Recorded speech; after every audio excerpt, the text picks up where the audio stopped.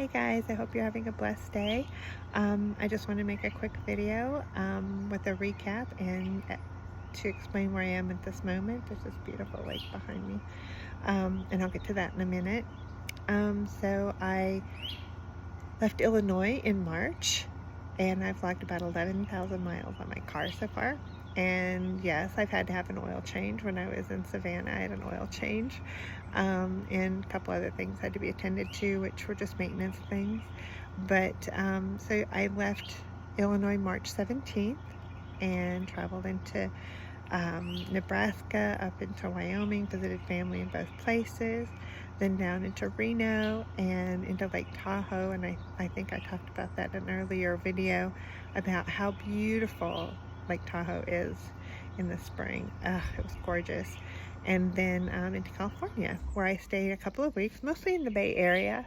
I did travel up more northern California for a little bit, and I did take the Pacific Coast Highway down and across. I didn't go all the way down, but across into Arizona, where I stayed with a lovely friend, sister in Christ, from high school, and her husband and her father, and had a nice visit with them. And then trekked across the U.S. I had to get to Tybee Island, Georgia, where some girlfriends and I had planned a get-together for quite a while. We've been looking forward to this time together for a while, and I was excited to finally get there. But I had to get across the United States to the East Coast, into Oklahoma, where I got to see a childhood coda that I haven't seen since I was a child, I don't think, and had a lovely visit with her, and into where my cousin lives. She lives at the near the border of Tennessee in Memphis, and stayed with her for a couple of days. Left my dog because the dog wasn't allowed at the place that my girlfriends and I had rented in Tybee Island. So I left Bonnie with her. She's an amazing mama. My cousin is an amazing mama, so I knew Bonnie was in great hands. So I went to Savannah. Before that, I did go up into Tennessee to visit a friend from nursing school that I hadn't seen in forever, and got to meet her two girls. Then I went into Georgia and stayed in Savannah, and I loved Savannah. I loved it so much. It was so beautiful. I don't know what the climate is in the summer, because I can appreciate warm weather, but I don't like it really hot, is what I've realized. Hot weather and I don't go together. I like snow, that's why I like Colorado. Colorado has perfect climate. But anyway, so back to Savannah. It was just gorgeous. I enjoyed myself there so much, but I got there a couple of days early because I knew I wanted to see Savannah. And then I had a girlfriend who came in. One of the girls came in, and we went and got the groceries and headed out to the island. And she went to the airport because my car's full of my bedding and my clothes and everything. So she went to the airport and picked up the other gals, and we got together, and we had so much fun. It's so nice when you get to regroup with your girlfriends that you don't get to see that often. We all started out as nurses in one facility, was where we met, and only two of us still live in Colorado, and neither one of them work at that facility.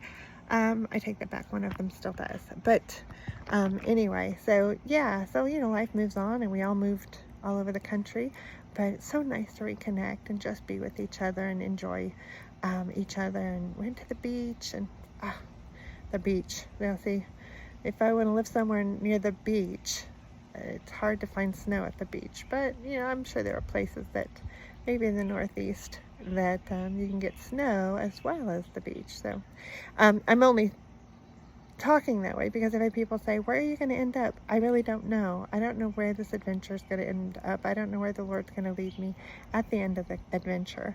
But I know that I'm going where He tells me to go, and I'm meeting who He puts in front of me, which is always such an amazing thing. Which brings me to this. So when I was in Tybee, one of my girlfriends said, you need to write a book. You need to write a book about your travels. And I'm like, I've written a book before, and although it has reached so many people, I've had so many people reach out to me because of the book who are in the similar circumstances both sides of it, the spouse, or, the other person in the relationship with the spouse who has another loved one with Alzheimer's. So it did exactly what I hoped it would do.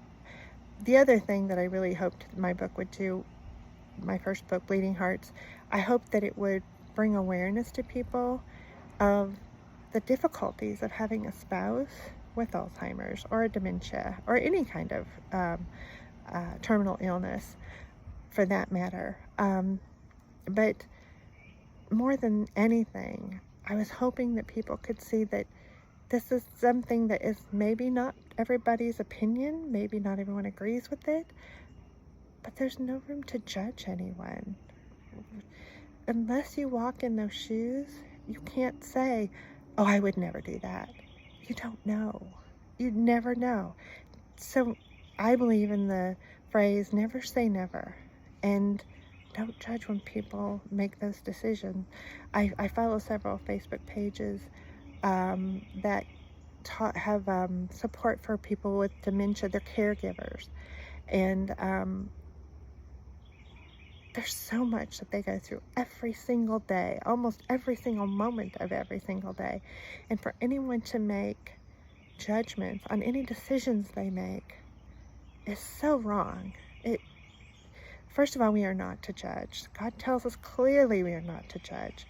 But as a human being, to think that you know better is so wrong. And it doesn't make sense to me why anyone thinks that they know more than the person who's actually living in that nightmare. But anyway, that's the reason why I wrote the first book. And so when this friend of mine said, you need to write a book, I was like, I don't know about that. I never considered myself a writer. I'm a storyteller. But yeah, so anyway, in conversation with my son, when I had left, I left IB, then I went back to get Bonnie, stayed a couple of days with my cousin, then I went and stayed with, I went into Florida. I was in 3 different places in Florida. First went to, I think it's called Spring Hill, to visit a friend, to meet a friend who I met on Facebook years ago. And got the pleasure of meeting her and her family and spending the night with them and just having a wonderful Cinco de Mayo with them, and just absolutely loved it. I followed her on Facebook for years. She's deaf and her husband's hearing, but the way she signs just really was so comforting to me, and I just loved watching her sign, and I loved watching her stories of her own struggles and her humor. She's so funny. And so when I finally got to meet her, it was such a blessing. So I stayed with her and her family overnight and got some good time with them. Then I went and stayed with a former sister-in-law of mine and absolutely loved the short visit we got. It's always so nice to connect with family and feel home again. And then went into Panama City to visit some friends, and wished I could stay longer, but knew I had to get going, but had a wonderful overnight visit with them as well, and got to meet their daughter and her boyfriend. Then I left Florida, went into New Orleans and spent a couple of days there, and it was a lovely city, so much to see. I did like one of the tours, because being by yourself, it's a party town, but being by yourself, it's not so much fun to be down in the party section of the city. But it was a lovely visit, and I'd like to go back someday with someone, or a group of people. It would be a lot of fun too. But anyway, when I left New Orleans, when I was driving towards Texas, I wasn't quite sure what was next. And then I was on a phone call with my son. Not a phone call. We were texting, voice to text as I'm driving. And as we were talking, he said, I think your friend's right. I think it's time for you to pick up the pen again. And I got real emotional because I knew he was right. I knew that the Holy Spirit was telling him, listen to your son, listen to your friend. I need you to write this down. So as I was driving, I saw a cabin in my mind. And that night when I was at a truck stop sleeping for the evening, I started looking at cabins in this area of Texas and found one, but it wasn't near water, and I had a feeling it was going to be near water, and it wasn't available. And then this one popped up, the one that I'm staying at popped up, and so I knew that was the one. And the host had already discounted the price quite a bit, but I was moved to say, if I stay this amount of time, will you discount it even more? And he did. So he gave me an amazing deal. And the next morning after I got here, I started writing, and it just flowed. I didn't have to stop and think. I just started typing. And how I wrote my first book was, I was pretty disciplined. It was like my work, and I would write until I couldn't write anymore.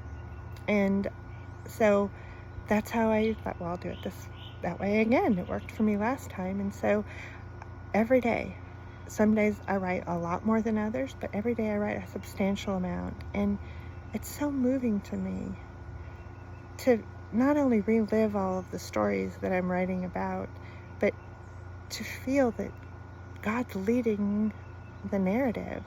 And it's a blessing. It's a beautiful blessing to just be the hands of that. And when I read back, I get emotional a lot, because I've been so blessed in my journey. And that's what the book is going to be about. Not just about this adventure and the people that I've met, and how I feel like God's moving in their life, why he brought me into their view in the moments that he did, but my spiritual journey on how I got here, how I became this person, and how it all unfolded. So that's the first part of the book. And then the rest of the book, I feel like, will be actually this part of, the traveling, will be, a good portion of the book as well. I don't know how it will end. I don't know when I'll end it. I don't know any of that. I just know I'm just sharing what he told me. And I feel like the reason why it had to happen now is these stories of my travels are fresh in my mind, and I haven't been journaling, and I should have been. So I think this is like a lay down the the layout of the book, get it going, get the first part started, and start journaling every day. And as I meet people, and what happens in those interactions, and what these people say, so that the book can come together. Because that's how I wrote the first book. I had journaled because it was such a difficult time, and so journaling made me feel better, and that's how I turned that into a book. So I think this was God's way of saying, okay, from here on out, when you leave here, you need to journal. So I'm here for a little over about 2 weeks, a little bit over 2 weeks, and then I'm going to go visit a dear friend that I haven't seen in a very long time, but I've known her since I was 9 years old. So weird to say that you know somebody for 50 years. But she's one of those friends that, we might not talk for a long time, but the minute you pick up the phone or you see each other, you're back to who you were before.